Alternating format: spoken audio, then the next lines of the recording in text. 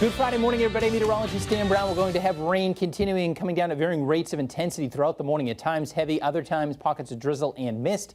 It certainly is more humid out there as well. We actually have a warm front moving on through. As we go into the afternoon, I think the rain will have a tendency to diminish with just a leftover spot shower, maybe an isolated weak thunderstorm. But the bulk of the afternoon, it will not be raining, but certainly keep the umbrella handy, especially for this morning.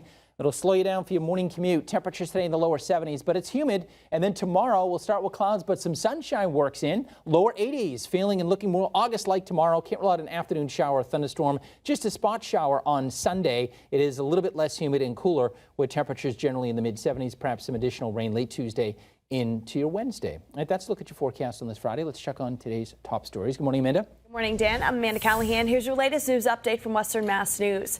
A federal jury convicted a Belchertown man of committing Social Security fraud over a period of more than 6 years. 59-year-old Kenneth Bond stole over $49,000 in Social Security disability benefits. He was arrested and charged for that crime back in June of 2022. Bond is now facing up to 10 years in prison, and he's set to be sentenced in January of 2024.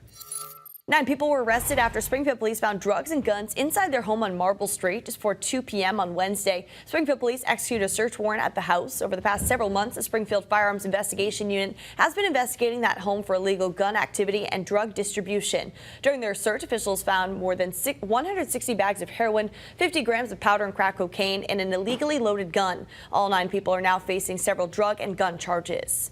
Governor Maura Healey announcing the launch of a new program which would provide free community college for many residents in the Bay State. The program, Mass Reconnect, is set to begin this fall. The goal is to provide free community college tuition for Massachusetts residents 25 and older who don't already have an equivalent degree, as well as nursing students.